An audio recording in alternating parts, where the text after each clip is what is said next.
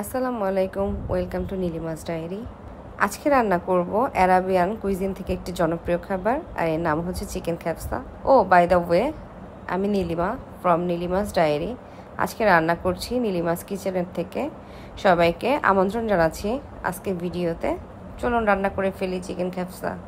এই জন্য প্রথমে নিয়ে নিচ্ছি একটি প্যানের মধ্যে নিয়ে নিব বেশ কিছু গরম মশলা, দিয়ে দিয়েছি 3 টেবিল চামচ ঘি। আর এই রান্নাটা ঘি আর বাটার দিয়ে করলে ভালো লাগে।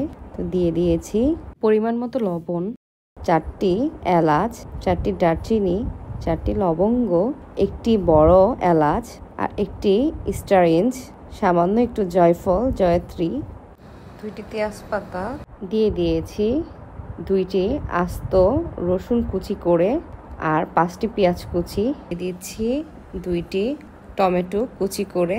এরপর দিয়ে দিয়েছি 1 কাপ পরিমাণ টমেটোর পেস্ট। আর এখানে নিতে হবে কাঁচা একদম যে টমেটোটা, সেটা আপনারা ব্লেন্ডারে ব্লেন্ড করে নেবেন। এরপর দিয়ে দিবেন। আর দিয়ে দিলাম 3টি ড্রাই লেমন। আর ড্রাই লেমন আপনারা যে কোনো স্টোরেই পাবেন, বাজারে, সুপার মার্কেটেও পাওয়া যায়। এর চাইতে সহজ রেসিপি হচ্ছে আপনারা লেবুগুলো শুকিয়ে নিতে পারেন, রান্নাঘরে চুলার পাশে রেখে দিলে শুকিয়ে যাবে, কিংবা বারান্দায় ছাদে দিয়েও আপনারা করে নিতে পারেন, কোনো সমস্যা নেই। এরপর দিয়ে দিয়েছি 3 টেবিল চামচ পরিমাণ আদা রসুন পেস্ট আর মশলা।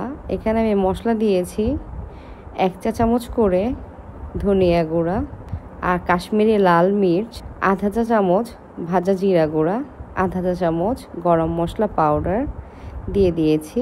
এরপর দিয়ে দিয়েছি আধা চা চামচেরও কম সাদা গোলমরিচ আর কালো গোলমরিচ। একসঙ্গে দিয়ে বেশ কিছুক্ষণ আমি মশলাটা ভেজে নিয়েছি। দেন দিয়ে দিলাম একটি আস্ত চিকেন মাঝ বরাবর কেটে। খ্যাপসার মাংসটা এভাবেই কাটা হয়। দেন দিয়ে দিচ্ছি 1 কিউব চিকেন স্টু। আপনারা চাইলে বাড়িতেও চিকেন স্টু করে নিতে পারেন। আর ঝামেলা এড়াতে চাইলে যে কোনো জেনারেল স্টোরে গেলে আপনারা পেয়ে যাবেন যে কোনো কোম্পানিরই চিকেন স্টু। এরপর দিয়ে দিচ্ছি পরিমাণ মতো পানি। আর আজকে এখানে রান্না করব 250 গ্রাম বাসমতি চাল দিয়ে খ্যাপসাটি। এর জন্য আমি পানি দিয়ে দিয়েছি পরিমাণ মতো। পানিটা আপনারা আন্দাজ বুঝে দিবেন।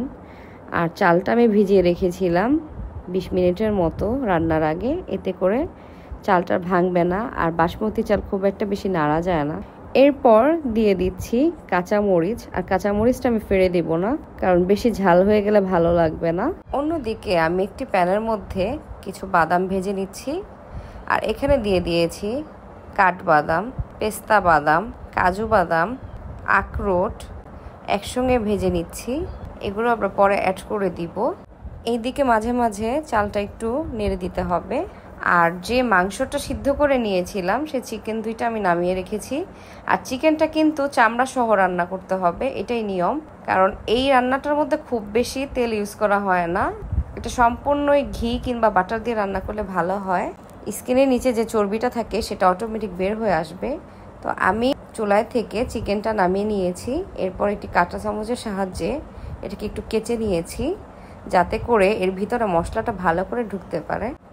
আর হ্যাঁ, আমি তো একটা মশলা বানিয়েছি, সেটার কথা বলতে ভুলেই গেলাম। এই মশলাটা আপনারা কিভাবে বানাবেন সেটা বলে দিচ্ছি। আপনারা এটার মধ্যে নিবেন টমেটো কেচাপ, কালো গোলমরিচের গুঁড়া সামান্য, সাদা গোলমরিচের গুঁড়া সামান্য, সরিষার তেল, লেবুর রস, সামান্য একটু লবণ, সামান্য একটু ফুড কালার। এতে করে চিকেনটা কালারটা খুবই সুন্দর আসবে। আর চাইলে সাথে একটু গরম বাটারও অ্যাড করে দিতে পারেন। এরপর একটি ব্রাশের সাহায্যে চিকেনটার উপরে ব্রাশ করে নেবেন। দেন আমি একটি গ্রিল প্যান নিয়েছি। গ্রিল প্যানের মধ্যে সামান্য একটু বাটার দিয়ে চিকেনটা বসিয়ে দিচ্ছি।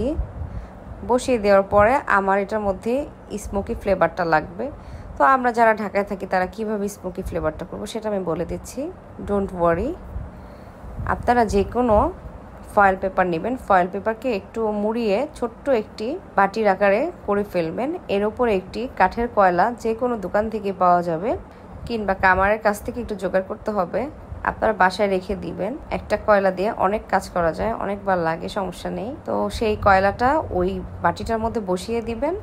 আর চুলাটাও তো হিট হবেই। তখন সেই কয়লাটা যখন গরম হয়ে যাবে তার উপরে 2 চামচ ঘি দিয়ে দিবেন। ঘি দিয়ে ধোয়া উঠলে ঢাকনা দিয়ে ঢেকে দিবেন। 5-7 মিনিট ঢেকে রাখলে পরে সেই স্মোকি ফ্লেভারটাই চিকেনের ভিতরে ঢুকে যাবে।